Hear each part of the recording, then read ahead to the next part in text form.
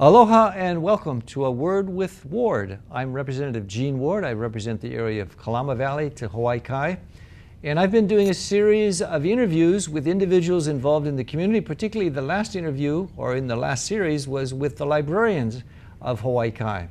And today I am blessed to have not only those in the information science, but the computer science and the University of Hawaii Department of Information and Computer Science and Library Science. I probably messed that up pretty bad, didn't I? But I have Professor Andrew Wertheimer, Ph.D. from the University of Wisconsin. Welcome. Thank you. It's a pleasure to be here. And also Dr. Scott Robertson, who is a Ph.D. in the section of the computer science in the same department. Tell me how you guys got put together, because to me, when we had the librarians here, there was the library section and then computer science, and maybe some of our viewers see computer science as something separate. Well, this actually predated both of us here in Hawaii, but it's about a little over 10 years ago. Library Information Studies used to be a graduate program on its own. In fact, we go back to 1960s. But as the university, in terms of restructuring and also looking at how technology is changing, we were really fortunate to be able to join the computer science department, and now it's a Department of Information Computer Sciences, which really celebrates research in all of these areas. So we have like 6 degrees that we offer at the doctoral, master's, and bachelor's level. So I'm just in the master's part, which deals with training librarians and archivists, and Scott is in the computer science part, which is all the way through. Right. This kind of echoes a trend of other universities across the nation to start something like information schools, where they combine computer science, library science, and any other kind of information area. And so yes, we offer degrees, bachelor's degrees, a Bachelor of Science and a Bachelor of Arts in computer science, master's degrees in library and information science, and also computer science. In traditional terms, though, if I want to be a librarian, I see you guys. You see me. Okay, okay. Right.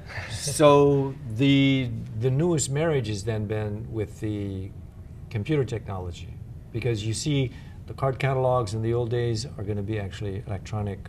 And they've been for digital. a while, right. Okay, so you want to give us up to speed on how digital now libraries are versus the old days when I was doing my dissertation, I carried IBM cards in a box, and everything was out of a card catalog. What do they do nowadays? Well, most of the records and the catalogs are electronically, for sure, and I think, and we're seeing even now more of the content. You know, of course, we have databases, and I remember on that last program you talked about your wife enjoying eBooks. So you know, you can you don't need to go to the library; you can download them from a server, and more libraries are doing electronic material. Of course, you know, for a child, or you still might not want to give them your iPad. This is the old days. so a real book, right? Kindle. That's a real book. Yeah. So let's put that up so we can show that to the viewers. That's nice. It's called My Filipino Word Book. I might talk about that a little later, because actually this is really fun. This was by one of our it's actually a real alumni. book. That's right. Yeah. Oh, that's very nice. There's a joke now that kids think that real books are broken iPads. Because they can't. They try to touch them and nothing happens. So when did you guys merge together with the traditional librarian and with that was a little over 10 years ago. But 10 years ago. At UH 10 years ago. But our fields have been growing together, really. Library science has been using computers for decades. That's true. And computer science has been getting more involved with information retrieval and with text processing and things like that. Human-computer interaction. Human-computer interaction, which is my area. Right. So the two areas really do belong together now. And in the public library system, many of my constituents and my former interviewees were, where are people standing in line in the libraries? To get to the computers. Computers. Sure. Exactly. So and also, they're at home. They might not even go to the library. They would stay at home and use the library there, or just search for things on the internet themselves. So they are already information retrievers. They are forming queries on their own. So it's grown outside of library science. But perchance we have a young, say, senior in high school that next year is going to go off to college and they want to become a librarian.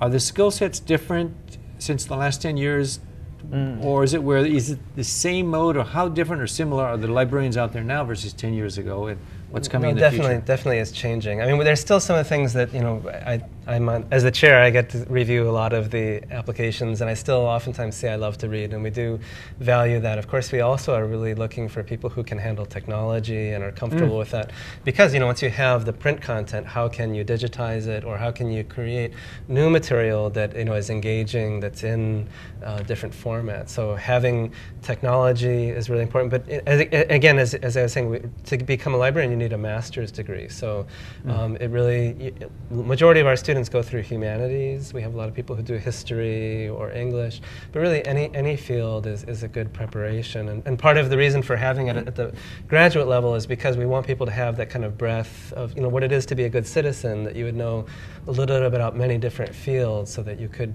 help with reference question, you could help with instruction or different kinds of environments. I think the same is true for computer science. So someone who's interested, a high school student who's interested in entering the field of computer science, it used to be that they would be mathematics or engineering or something like that, and that's still important, but now other areas are equally important. So say civics or social sciences, things like that are more and more important in computer science, because we're all using computers. They're consumer products now.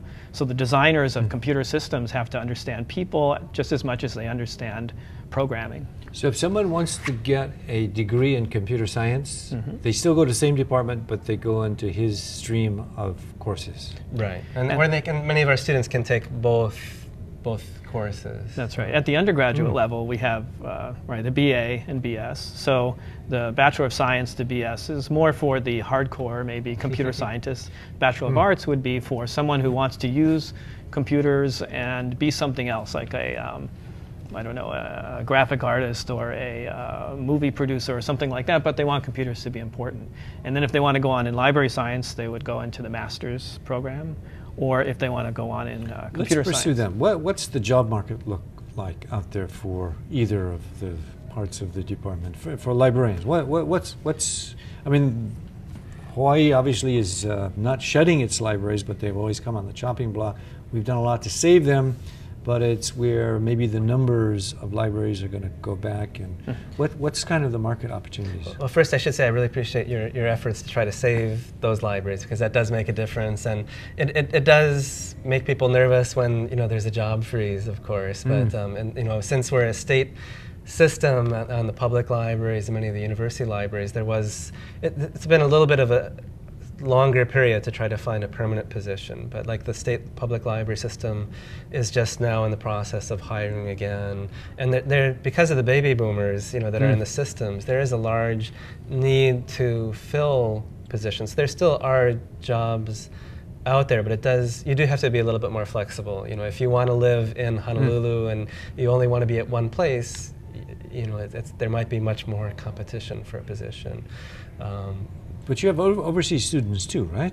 Right. Actually, like this semester, we have students from Korea, from Japan, from China, and also we have a former, you might be interested in this, a former, well, actually he's still a monk from Myanmar or Burma, and so he's at a monastery, and the idea is when he goes home is that he's going to have to try to digitize the monastery library and also think about, they have a lot of important manuscripts. How can you try to preserve those in a climate that's even more humid than Hawaii? It's got to be a challenge. Scott, the job prospects for information science, growing probably a little bit faster? They're growing. They sort of had a plateau for a while, but now they're back to growing. One thing I think they're doing is broadening. So there's all kinds of different areas that computer scientists can go into now that they might not think about when they first start in computer science. So they might become graphic artists, or they might become application developers in, say, the health field, to create health systems, or in a digital government field to create voting systems or things like that. So let's talk about voting systems. I understand that you have just won a grant of $1 million or a few $100,000 to look at how social media, Facebook, Twitter, affects voting. Or Sure, so that's a good example of how computer and science... being a politician, I'm very interested. Oh, yes, indeed, I'm sure. Actually, Hawaii is a fantastic place for digital government. There's a web 2.0 initiative here. There's lots of people in the community here. There's a community called Tech HUI here who is involved with that. And there's Code for America right now who are visiting Honolulu. They've chosen it as a city to write Government 2.0 code for. You have a new CIO, both for the state and for the city and county of Honolulu, Can you who are pronounce fantastic. Sunny Bagwalia is the state Bagwalia. CIO. You missed. I think that's close. Yeah, Bagwalia. I had to practice it actually. Ah, good. But he knows his trade, though. He absolutely does. Yeah. He's a fantastic addition. And then Gordon Bruce is City and County of Honolulu. So they're very visionary, and a lot of interesting things are happening here. And it's a good example of the breadth of computer science. That's reaching out to citizens, to politicians, to all kinds of departments within government. Now, you guys are professors, and you have to prognosticate and look way down to the future. Where is Facebook going? Where is Twitter going? Where is all this? As we were talking before we started about the Arab Spring, twittering back and forth in neighborhoods. Sure. Where are we going now as a society of people, as the remotest place on the planet in Hawaii? What is social media? What do you see down the line? Well, that's a good question. If we knew, we'd be rich from. But you would create something. Yeah. No, I think you mentioned being remote. So for us, we're remote geographically, but we're really not remote technologically. But so social media is great for people who are remote technologically, so who cannot communicate with each other through their traditional media, or maybe who are in countries where the traditional media is suppressed or something like that. Citizens can continue to talk to each other. So that will only be more and more true in the future. Citizens will be able to communicate with each other directly. And there's like for example, Kanu, Hawaii, as a local example of kind of a grassroots online presence where they're setting their own agenda. But I think in LIS, we're actually more interested in LIS means Library Information Science. Okay, so my part. Okay. Yes, the initials. Right. Yeah. We live for acronyms. But how can we develop systems that can try to provide? So, for example, the library of the future might not just be simply getting onto the catalog and getting an ebook, but the idea of how could you design a portal or an information system that says, like, this is your myhawaii.gov. So, for example, you could pay your taxes, but you would also get services back, and in that you could go and see, we see the Honolulu Civil Beat, as an as a profit, or experimental rich project, but maybe you might see more partnership between the public sector and the private sector in terms of, how can we do reporting of news and informing people of projects and kind of. Again, this kind of 2.0 sort of grassroots initiatives. It's the future. It's really hard to see what will technologies allow, but also what will budgets and visions that people have. Well, you mentioned eBooks, and so publishing is an interesting area to look at for how social media is changing everything. So the publishing industry has really been controlled by publishers and book publishers, but now it's flattening to some extent, where authors can directly communicate with readers, even produce their book socially. So write a few chapters, get feedback from readers, write a few more chapters. It's a very different model. If we look at the knowledge base, or the pool of knowledge that is in books or in writing, in written form, versus that which has been digitized, what percentage has been translated, or let's say scanned, and put to where you can get online now what basically any library could have? You spend a week and you could look at all the books, but versus now, if you can Google or you can Yahoo or whatever, you've got access to probably, or is everything already there and we're going beyond it? No, I think there's several different things to unpackage from that. So first of all, like for example, Google has done with the Google Books project a lot of scanning of information, but as they're coming across, that doesn't mean that they can provide that available for everyone. There's copyright laws, and actually to some extent the laws haven't even caught up with all of the technology. And then even if you scan something, it doesn't mean that you could search it or that it would be available. There are a lot of material that are orphan works that we don't know who has the rights for. There's again, this is why it's an exciting time to be in our fields, because we're trying to go and help to set best practices at one moment, and then things are going to change. It's also a challenge to imagine things like, say, if I write a blog, Is that, and so that's on the internet, you could find it, somebody in Burma could find it. Should that have the same weight as something that Stephen King writes or something like that? So everything is all kind of mishmashed together. Indra, you used a word called orphan works, and I was listening to the use of a new term on Hawaii Five-0, carguments. You know what cargument is? No, I missed. It's when you're arguing in the car. It's an argument. So an orphan works. I never heard of an orphan works. So if you... What is an orphan works? Like, for example, actually we have a whole video library that's being a new project in the state. There's a lot of, for example, films or video of Hawaii, but we don't know who created it. And so, for example, we might have a print or a negative, but can you use it? Well, is it under copyright? You know, and the problem with an orphan work, for example, like film, actually it needs a lot of work to preserve it for a long time. And so, you know, but if no one knows who owns it, then no company or library is wanting to go and preserve what might not be something that they can use for maybe 100 years. So kind of never land. And these are right. These are offering some interesting research questions in computer science too. So say videos, is there some way to, how do you catalog a video, or how do you tag the content? You might have people do it, but could you do it automatically? Could you have an artificial intelligence program that watches films and somehow describes them and indexes them? Those are very hard problems, but interesting ones. Or even, go ahead. Well, as I say, even with very traditional systems, such as, since the three of us all have PhDs, you know, about the tenure system. So, you know, right now it's been you have to publish within certain journals. Well, these journals are owned by certain companies and have certain profit systems, and whether they're in a print or electronic system, it has a big impact. So, you know, how do we want to visualize tenure, you know, in 5 years from now, 10 years from now? How do you how do you guarantee that you have the kind of peer review process that ensures quality, but also maintain something that's not overcharging libraries, or as we know with textbooks, you know, the same kind of system. And it's also, it's impacted our job as teachers too. So should we be lecturing in a lecture hall anymore? Or should those things be available as podcasts, and our time in the lecture hall should be spent differently? As teachers, let me ask you guys point blank. Do you have any hackers in your classes?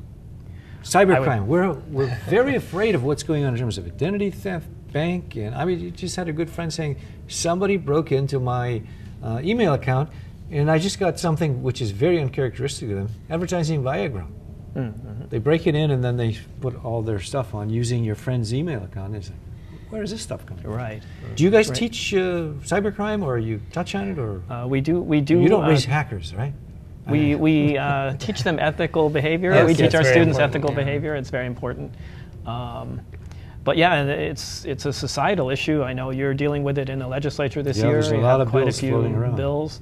And it's not an easy one, because there's privacy issues in addition to the crime issues to worry about. So we do try to educate our students on that. So there's a course on that, or Several. acknowledging? Several. And I think one reason I'm really happy that we still have library information science as part of ICS is that we actually are really focused on the people's interests. So looking at issues of privacy, issues of ethical behavior. When I was talking about the publishers, you know, it's librarians who are the voices of the library users. You know, so you might have an ebook. You know, you talked about your wife downloading for $10. Some 99 cents too. Right. So, but when the same vendor tries to go to a library, they might try to say, well, let's charge $400 or $500, or say you can only circulate it 20 times.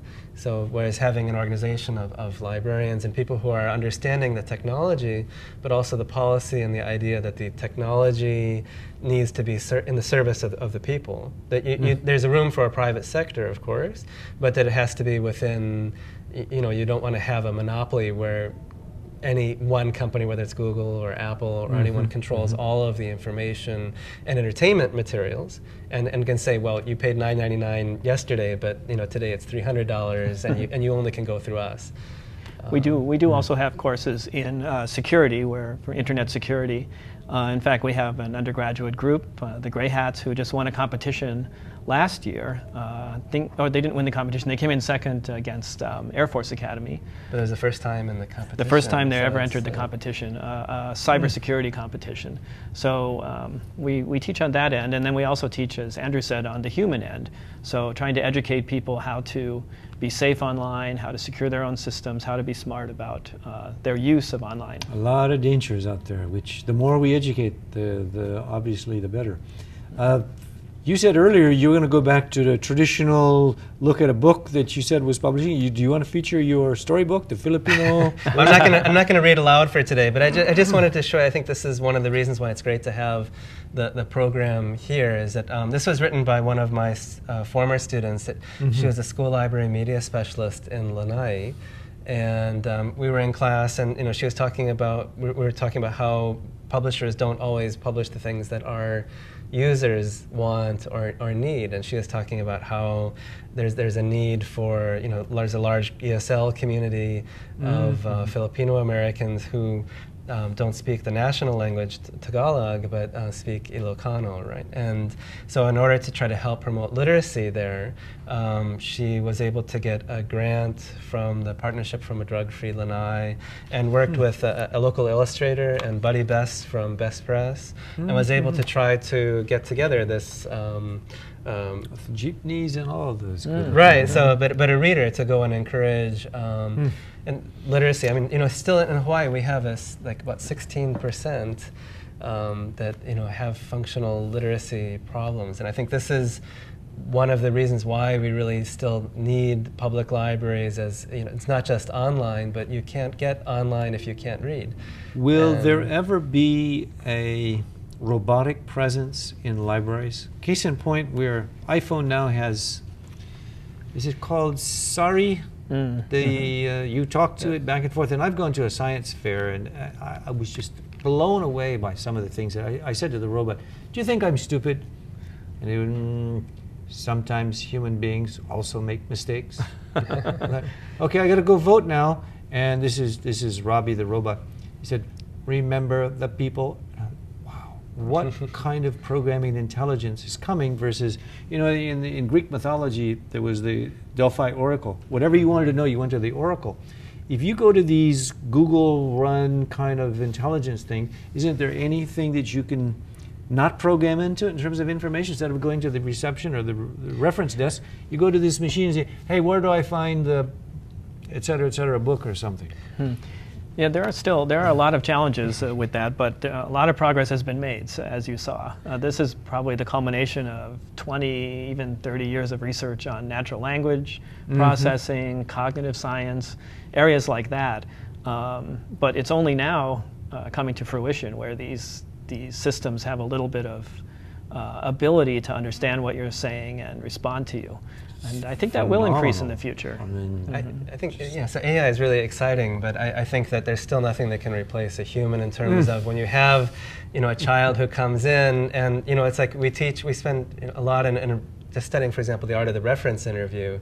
People will come to and say, I'm looking for this. I mean, how many times do you have a legislator or not a constituent rather, who comes to you and says, this is a problem, and then the more that you talk to them, the more you can find out, well, actually what they're really trying to get at is another kind of problem. And it's only by talking, and especially by listening, the verbal and That's a very good point. The human condition and the human interaction face-to-face, and as we go door-to-door, hand-to-hand, in terms of shaking hands, pressing the flesh, there's no substitute for that. It's only now that there are so many technological intermediaries, it's like with the educational part, I mean, it's basically, the earth is flat economically, well, the earth is flat academically. Anybody can get any information at any time, anywhere almost, as it goes. Well, hopefully these things will free up people to do the things that they do best with each other. So, collaborating with each other, brainstorming with each other, things like that, which we probably never automate.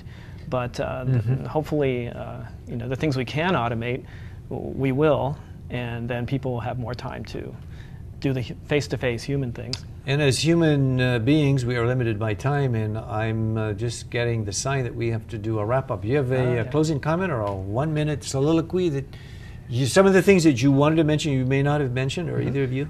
Well, I should say that we're not representative really of the department, and really we're half of our department is female, which is something that we're really proud of. It's unusual in computer science, right. Including the chair of our department. And we're also, it's a very diverse department, and people who are interested in applying, or just checking us out, I encourage you to make an appointment with one of us or our chair. I think we're diverse both in our people and also in our ideas. So I think we, as you see, we span library science, we span computer science, quite a lot of different areas, including a lot of human issues, ethical issues, and it's a very exciting voting time. Issues, that was very voting impressive. issues, civic participation, sustainability. We have a big research project going on in sustainability. So we have a lot of interesting areas in computer science. Were there any public events that are coming up that you wanted to mention, or you wanted to put a plug in for a particular? We don't have any open houses, but we have we have the open website, so encourage people to come there. What's the website if you want to follow? It's www.ics.hawaii.edu for the whole ICS department. And they can come there, or it's www.hawaii/LIS for Library Information Science. But again, we're one happy department, and they can come either place or talk with either of us. And right, or anybody. We're very, everyone's very friendly. We have a Facebook page too, like everyone. Yes, there's a Facebook page. And how do they access the Facebook page? Search for Information and Computer Science Hawaii. That would probably do it. That sounds good. Yeah. Information Computer Science Hawaii. And I want to thank you also just for your work in terms of supporting libraries in Hawaii. I saw that has been part of your position several times. So of course, we deal with not only public libraries, but your stand in support of the public libraries makes a difference. And I'm on the board of the Hawaii Library Association, and I'd appreciate any suggestions that you have for how we can try to promote. We really haven't done any lobbying as an organization like most of the state organizations, and I think it might be something that we need to do in order to maintain the quality service. I must say, to promote the domestic tranquility, because my wife loves the library, my daughter loves the library, we use the library, and we've run out of time because the library is an important part of our lives. We hope you've enjoyed this Word with Ward. Thank you for viewing. We'll see you next time. Aloha.